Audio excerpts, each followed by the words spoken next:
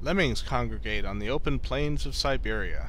They feed on grains and small fruit that they store in their holes to face the scarcity of the winter months ahead.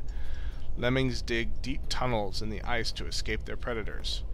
The hunters they most fear are harfangs, who seem to find lemmings something of a delicacy. On several occasions during my journey I encountered traces of Youkols society far to the west of the areas we know today. Along forest trails I discovered small piles of carefully piled stones, altars on which Youkol hunters made their ritual offerings to one of their pagan gods. We now know the reason for the Youkol's long migration. Their domestic economy was, it seems, directly linked to the mammoth. They used the mammoth for both transport and as beasts of burden, for meat, skin, fat, and ivory. It is beyond doubt that we are dealing with a genuine case of symbiosis between man and animal. Mammoths were forced north by changing climate conditions, and the Youkols followed. Some prehistoric cave drawings identified as being of Youkol origin have led the scientific community to conjecture that at one time the Youkols realized the incredible achievement of domesticating mammoths. They are, to our knowledge, the only prehistoric people to have represented a man astride a mammoth. Youkol life was thus intimately linked with that of their pachyderms.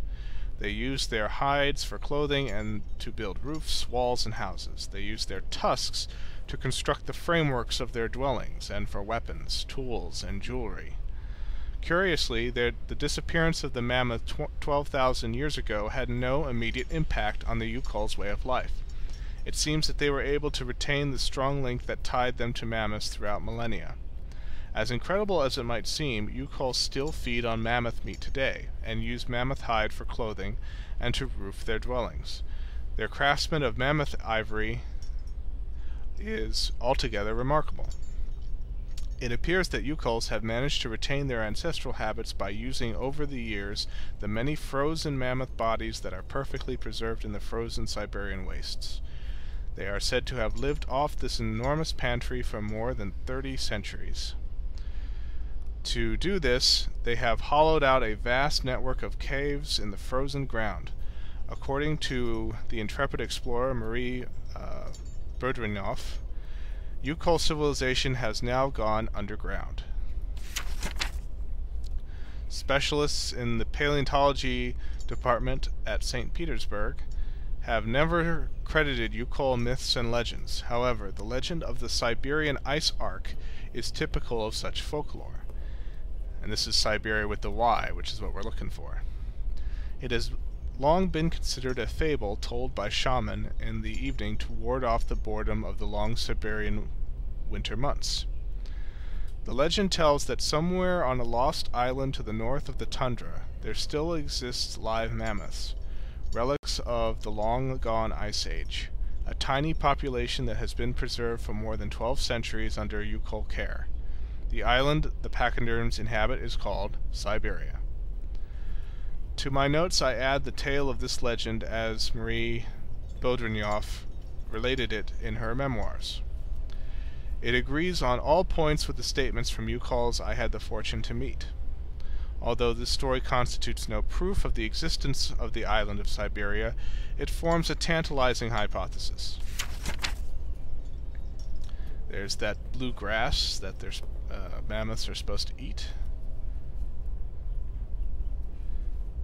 And something called a scarlet bramble. When fall arrives, the odor of its flowers is so strong that it is known to awaken hibernating yuki. Like smelling salts. Scarlet bramble. Mixed with walrus blubber or tallow, this scarlet bramble is frequently used in Youkol medicine.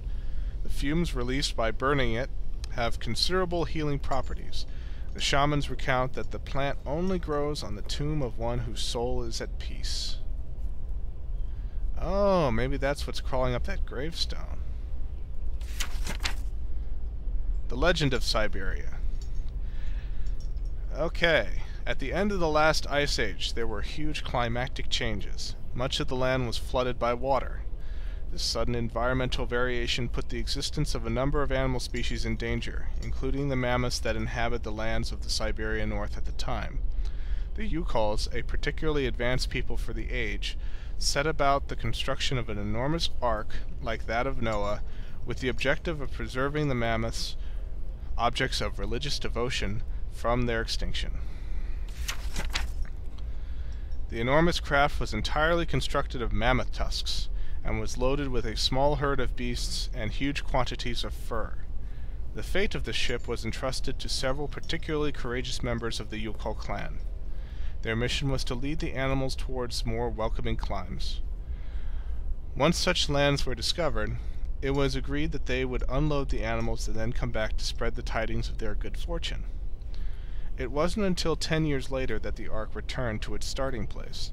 The Youkols who had remained on the continent were surprised to find the ship empty, but for the perfectly preserved bodies of several mammoths in the ice that packed the bottom of the ship. They took this mysterious offering as a sign from the gods and ate the mammoths in a memorable feast. A week later, carried along by ocean currents, the ark set sail again. Once more it returned 10 years later, with more frozen mammoths on board. The phenomenon continued for millennia. Every 10 years the ark would reappear, each time filled with immaculately preserved mammoths. The Youkols interpreted the phenomenon as an act of benevolence on the part of the souls of their conures who had died during the ark's first journey in some infernal maritime cataclysm. They made a religion of the ark, with its own rites and customs, that was marked by the periodic appearance of the phantom ship and its precious cargo. For centuries, nothing seemed to affect the ark's mysterious runabout. One day, however, the ark returned earlier than expected and empty. This was 100 years ago. The poor Youkols fell into deep despair. Everything they had believed in and had been the foundation of their culture since the dawn of time lost meaning. The most valiant tried hard to maintain hope, especially because the ark still continued its peregrinations into the unknown, borne away on the seasonal ocean tides. But one morning the ark refused to set sail. Many Youkols then left their village forever, trailing their despair across the tundra. Sometimes they can be encountered in the smoke-filled drinking holes of the last outposts of civilization. These poor, sodden souls drown their befuddled minds in alcohol, recounting their unlikely mammoth tales to fellow alcoholics. When the explorer Bodrinyov arrived among the Youkols, she noticed the presence of what was once a ship. Only the Youkols could perceive the mythical craft of their legends beneath the layers of ice that had accumulated over centuries. She put forward the hypothesis that the accumulated ice had eventually doubled the volume of the ark and rendered it incapable of negotiating the dangers posed by floating ice in the Arctic flow. I, Alexei Turkianov, can confirm that the observations of this audacious adventure are true. The ark that leads to the Isle of Syberia is indeed real, and even if I have not found the formal proof, I am convinced of the isle's existence and that remnants of a mammoth population may still live there today.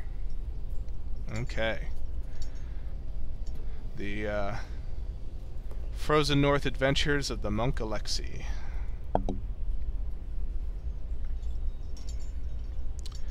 And that looks like... oh, no. We can take a Youkol relic. I'm sure that'll come in handy later. Alright, so we have more reason to believe that Hans's quest is not futile, and we will try to continue that quest in the next video.